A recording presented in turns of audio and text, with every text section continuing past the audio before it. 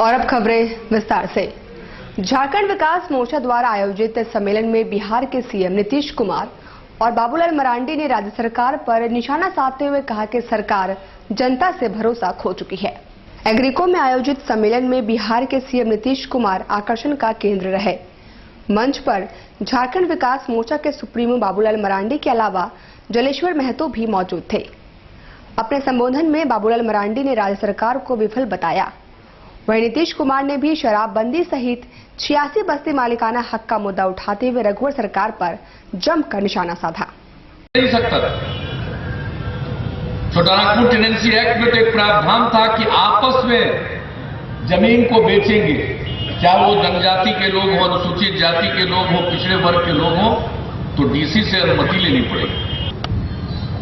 और ये आदिवासी है, यहाँ के मूल निवासी हैं, उनकी मूल चीज क्या है? कृषि। उनकी निर्भरता कृषि पर।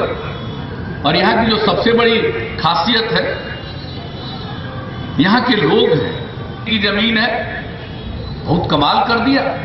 आश्चर्य की बात, कहा कि राज्य सरकार चाहेगी तो कृषि के अलावे अन्य चीजों के उपयोग के लिए वो निर्धारण कर सकती है। यानी कृषि की भूमि को वो औद्योगिक भूमि, व्यावसायिक भूमि, किसी भूमि में परिणत कर सकते हैं। ये सरकार ने अधिकार ले लिया। और यही नहीं, कहा कि व्यावसायिक भूमि पर लगान भी लगेगा और 1% का लगान लगेगा। अब इसका क्या मतलब है? जब कृषि भूमि नहीं रही तो यहाँ के आदिवासियों का, मूलवासियों का जो अधिकार है, जो उनकी सुरक्षा, वो समाप्त हो गई। क्योंकि वह एक्ट तो लागू होता है कृषि भूमि पर। अब किसी को गैर कृषि भूमि घोषित कर दिया तो अब उनकी सुरक्षा खत्म। हम तो कल्पना भी नहीं कर सकते इस प्रकार का न्याय हो सकता। इसी के लिए झारखंड बना था। ऐप खड़ा रहेगा और जहां भी जाना पड़ेगा हम जाएंगे, ये बर्दाश्त करने इसलिए उस प्लान से झारखंड को आप मिलेगी नहीं। इससे बड़ी और भ्रष्टाचार का क्या सबूत हो सकता? शराब बेचेंगे। अब यहाँ के जो पदाधिकारी आप शराब बेचने का काम करेंगे, अब बताओ कि क्या होगा इस राज्य की स्थिति। और इसलिए मैं आज आप सबसे कह रहा हूं कि आज इस प्रदेश की जो सरकार, वो जनता के लिए नहीं सोचती है, यहाँ के गांव गरीब किसानों के बारे में नहीं सोचती है। ये सरकार अगर आज सोच रही है तो सिर्फ और सिर्फ कॉर्पोरेट घरानों के लिए सोच रहेगा। तो जिस तिथि से उन्होंने ये संशोधन किया, उसी तिथि से उस संशोधन को वापस कर दी जाए। डीआईजी साकेत कुमार ने कहा कि आम जनता से दोस्ताना संबंध बनाए रखने से पुलिस का काम सहज हो जाएगा। वे रविवार को अपने शहर प्रवास के दौरान न्यूज टाइम से बातचीत कर रहे थे।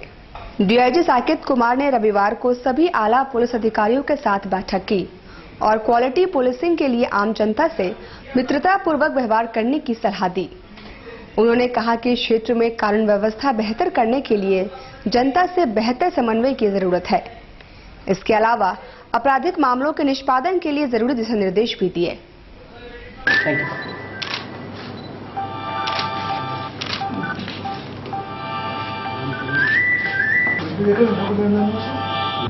इस मीटिंग का पर्पस एक तो मेरे लिए खुद भी, क्योंकि जमशेदपुर में एज एएसपी रहा था, तो मेरे लिए एक ऑलमोस्ट नया क्षेत्र है। तो मेरी अपनी जानकारी बढ़ाने के लिए इस क्षेत्र की क्या क्या समस्याएं हैं, हर सर्कल, हर थाना, हर डीएसपी से बात हुई मेरी।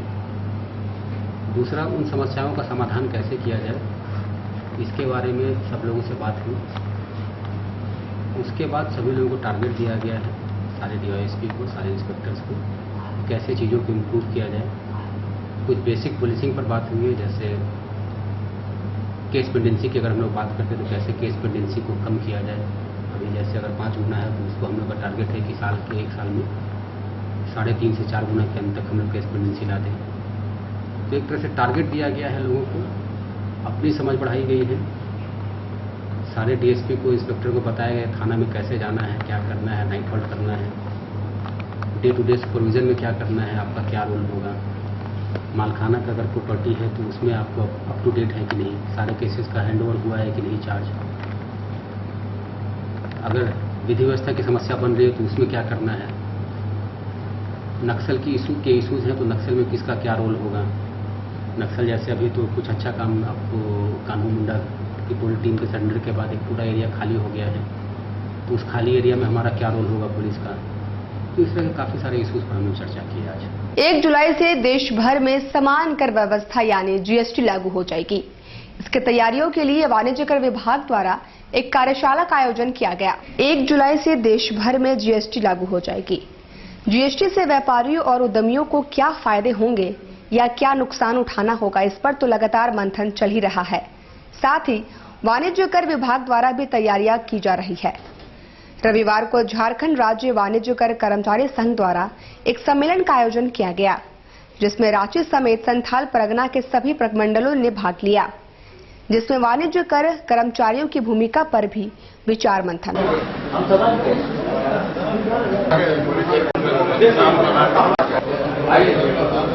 क्या लोग में हम लोग केंद्रीय समिति की यहाँ बैठक हो रही है।